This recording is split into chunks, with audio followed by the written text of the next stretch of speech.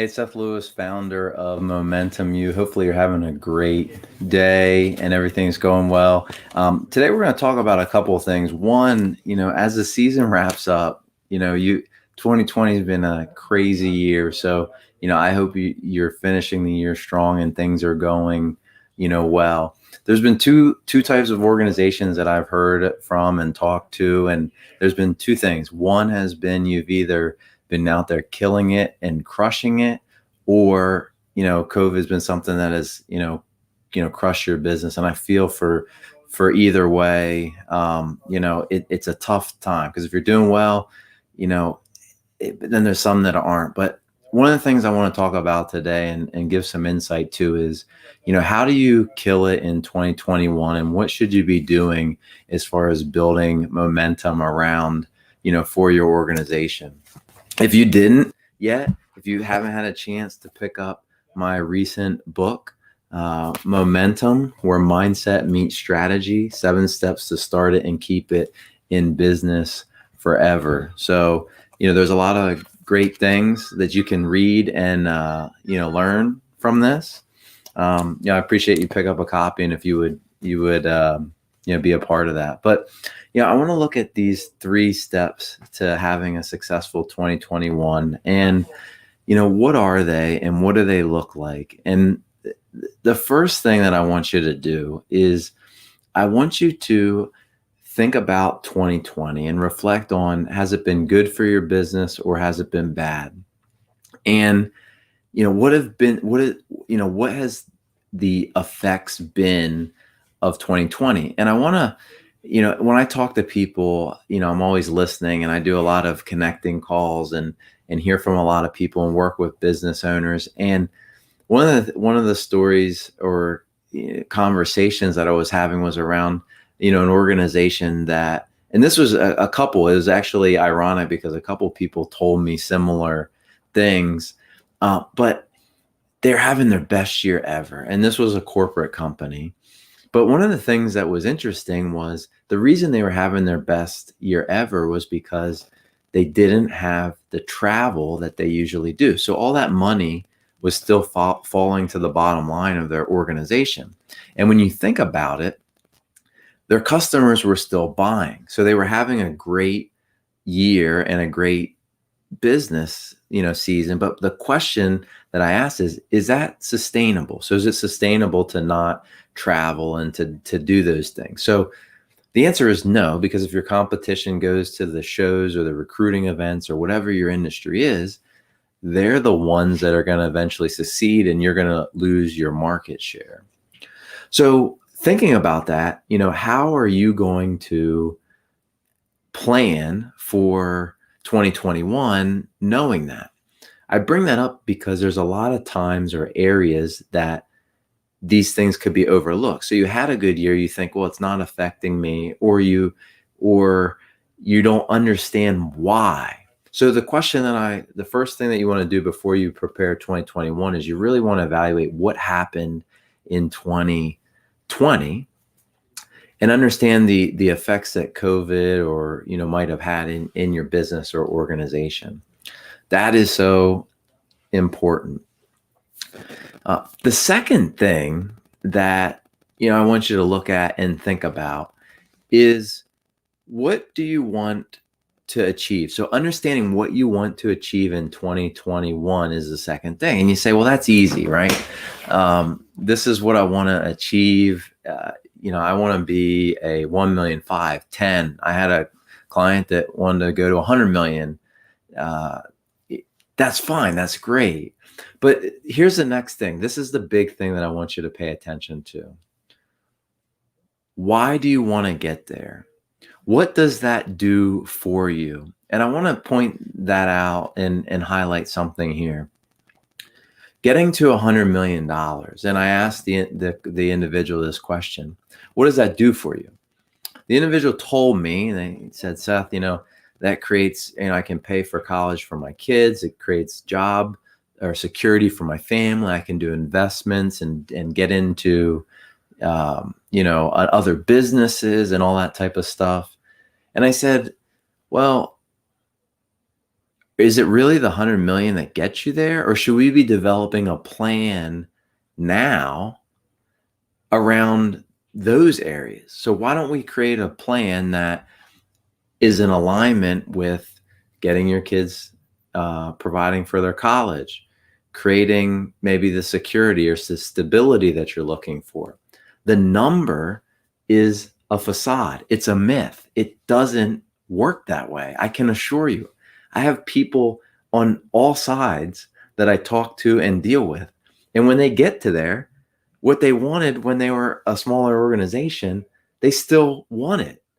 So cut through the chase for 2021 and let's try a different approach. Let's try to actually look at the feeling that we're trying to achieve.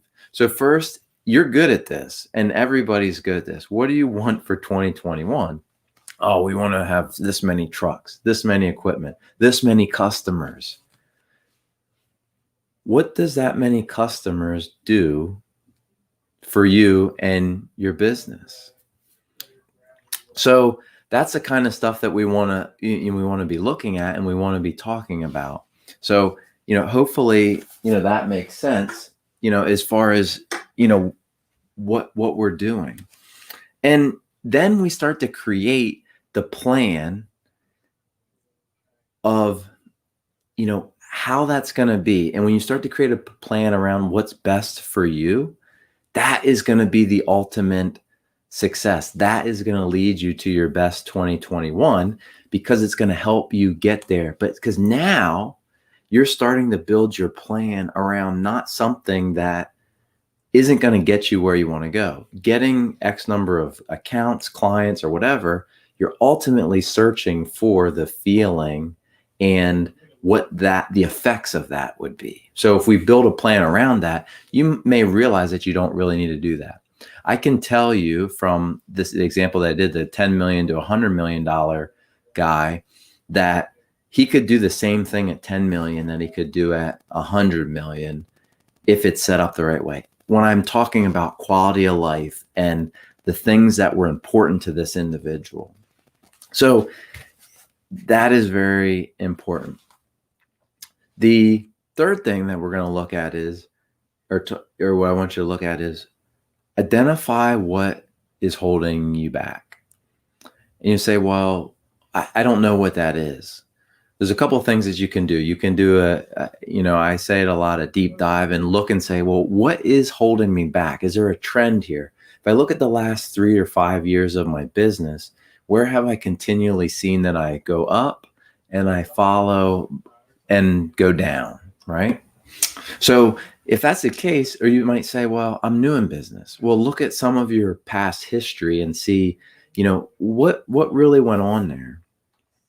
And it makes me think of my book. So again, if you haven't had a chance to pick up my book, I would encourage you to grab it. It's, Momentum, where mindset meets strategy. We go over 7 steps to start and keep it in business forever. But during that journey of writing the book, I had a positioning call, they call it, with the head of publishing and the founder of the program that I was in, and basically just called me out and said, he said, who the beep is Seth Lewis? And I said, well, it was an interesting question to answer. He said, well, why does anybody care what you have to say? I said, well, I really don't know. I guess they don't, or they probably wouldn't. And he said, yeah, they don't, because they don't know who you are outside of your immediate circle or your network. So if you're looking to make an impact globally, you shared with me that you want to be the guy synonymous with momentum. I said, yeah, that's right. I want to be the guy. Momentum, right here, momentum. And he said, well, then you have to find and position your book and find people that have done your system or parts of your system that you can highlight and connect it with them. So up until that point, to be honest, my book was trash. It was terrible. And I probably would not be proud of it at this point in time if I didn't receive that coaching. So that coaching changed the trajectory of everything in my book. And it helped me understand that in order for this to be successful, that is what I needed to do. So I'm taking that in with the third point here. Partnering with an expert or somebody that can help you see what you can't see. My book would have been terrible without the outside perspective of somebody to see where I was falling short. But fortunately, before I went through the painful situation of publishing and then the world telling you that your book is trash, for better lack of better words, I was able to avoid that by taking coaching and knowing that I have a good product to put out because I listened to my coaches and advisors. So the third step, and I'll just review these steps that I went through. So the first thing is reviewing 2020. What went well? What do you need to change? Because your business did well in 2020, is that like, how did COVID influence that? And don't be fooled that it's going to keep going. The other thing there is, how is it going to play out? So, I have just as many business owners that say, well, we're going to wait, see what happens. Mistake. So understand what the role is playing in your business, the dynamic, the awareness of what's going on. The second thing is designing your plan and understanding what you really want in your organization. Not only in your organization, but in your life. What are you looking for? And what do you think that is? So as you develop your plan, the question is, why do you want that? Why do you want this number of customers? Why do you want the revenue? Why do you want whatever it may be? And when you go back to the fundamental thing, you're going to find that it's a feeling that you want. You want to feel happy. You want to feel pride. You want to feel emotion, anger, whatever it may be. You want to feel something. So those things will help you understand what you're really looking for. And then what I want you to do is design the plan around the emotion that you're looking to achieve. It's not the dollar amount. It's not the number of trucks. It's not the equipment. It's not the staff. It's the feeling. So if you want a certain manager or executive or salesperson, why do you want that person? It's connected to a feeling. So that's what I want you to do there. What you ultimately want. The next is what's holding you back and partnering with an expert. A lot of times when I started my book, I didn't know what I didn't know. So, what that meant is, excuse me, what that meant is, as I was writing the book, until a coach called me out and said, like, in order for this to be a good book, you need to do this. You need to pair with it. Now, if you look at the back, there's a couple things. So, I give a shout out to Joe Foster for, every business owner and leader should read this book, up at the top. If you look at the back, people that have contributed, Ernie Accorsi, the former GM of the New York Giants, Jay Wright, head basketball coach of Villanova basketball, Gita, who was a coach of mine, Dr. Stephen Klosko of Jefferson Health. We got Bill Simpson of Hershey Entertainment and Resorts, former CEO Nate Barton, former Blue Angel. So as I went around and interviewed these people and talked to them about their success, it was able to connect it to how momentum started with them and how it applies to the framework of momentum. So now those are people that you probably recognize and people that vouch to say, this is something that's legitimate. So again, when you look at creating your plan, who are you creating your plan with? Who's the outside perspective that's giving you insight to this? You say, well, Seth, we sit down as a team and our team, puts it together and we do that. That's great. That's better than some people. But the next thing that I would say is, who's the outside voice that can look at that strategy that you have together and help get outside of your little framework?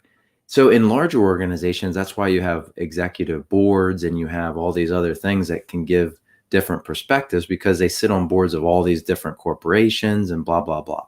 In a small business, Find a partner, find a coach, find an advisor, find somebody that can come in. So even if you're a small business unit, can you get your organization to help you, have somebody come in and listen to what your ideas are and do a strategy session? I mean, that outside perspective can help you see things in a different way. Just like I didn't see that what I needed to do to make a successful book. I'm not a book writer. I don't know. I mean, I thought I did, but once I learned it, now it turned out to be an awesome book. So again, I'm just going to review the three points quick, but identify 2020. What was good? What needs to be changed?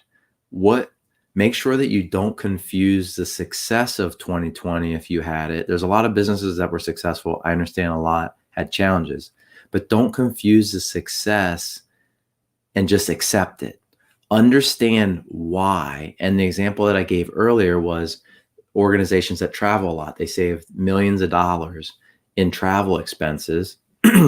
So that fell to the bottom line. So they looked extra profitable. Everybody hit their bonuses, all that stuff. So make sure that when you do that, you're considering everything. Okay. So very, very, very important. And then then as you start to develop your plan, you really want to make sure that when you do your plan, you're designing it for the feeling that you want to achieve.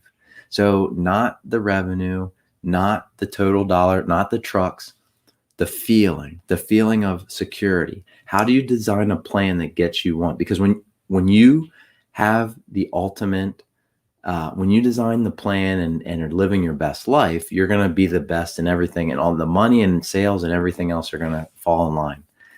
Lastly, identify what's holding you back and get outside perspective. Have a coach, have somebody. If you haven't looked into what coaching looks like, do that. It can really help you see what you need to see, just like in my book. If you're interested in exploring the coaching relationship, go to startthemo.com, startthemo.com, and set up a impact call with me, and we'll talk about your business and around your strategy. I would love to, hear what you have going on and give you some insight and see if it's something that works for you. The value of coaching is invaluable. I mean, it's even tough to put a number on it because it can make such a difference in your business. If you're not to that point yet, I would say pick up a copy of the book, start here, understand how you can inject momentum into your business. If you can inject momentum into your business, it's going to help you with your strategy, but you have to know the correct parts and where to inject it. And that's what we cover in this book. Just like a math equation in 6th grade, you have to know the order of operation and how to do it. And that grows exponentially. We blend mindset with strategy, and when that meets, it creates explosive momentum. So thanks for tuning in. I appreciate you listening. If there's anything I can be of assistance with, reach out to me. You can reach out to me on any of these platforms, LinkedIn, email, YouTube. Be happy to help you. Happy to talk through some strategy for 2021. So important. Don't overlook it. Make sure that you stay true and follow through with your plan. Thanks for tuning in. Pick up a copy of the book. It's a real good one, I promise.